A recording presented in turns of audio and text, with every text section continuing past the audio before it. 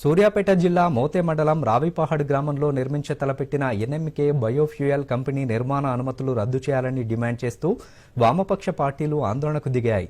లగచెర్ల, నిర్మల్ జిల్లాల మాదిరిగా ఇక్కడ కూడా కంపెనీ నిర్మాణాన్ని ఆపివేయాలని గ్రామస్తులతో కలిసి వామపక్ష పార్టీల నేతలు ధర్నా నిర్వహించారు. ఇథనాల్ కంపెనీ గేటు తాళాలు పగలగొట్టి లోపలికి వెళ్లే ప్రయత్నం చేశారు. ఆందోళనకారులను పోలీసులు అడ్డుకున్నారు. దీంతో పోలీసులకు ఆందోళనకారులకు మధ్య వాగ్వాదం జరిగింది.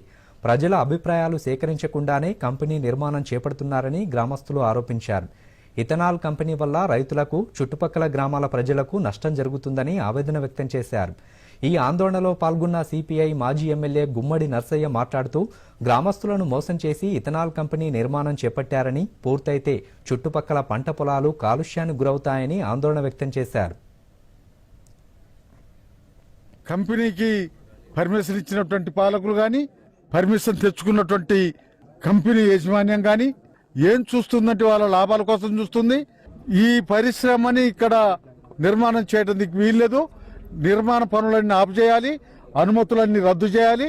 ఆ అనుమతులు ఇచ్చినటువంటి వాళ్ళ సంగతి ఏందో చూడాలి. కంపెనీకి సంబంధించిన వాళ్ళు మొండిగా వ్యవహరిస్తే ఈ ప్రజలు ఇప్పటికే లగచెర్లను చూశారు, ఇటు నిర్మల్లో జరిగినటువంటి దాన్ని చూశారు. ఈ ప్రజల మధ్యన పెట్టి ప్రజలు దున్నుకొని బతుకుతున్నటువంటి పంట భూముల్ని నాశనం చేసే పరిశ్రమ ఏడో నిర్మాణం చేయడానికి వీల్లేదు.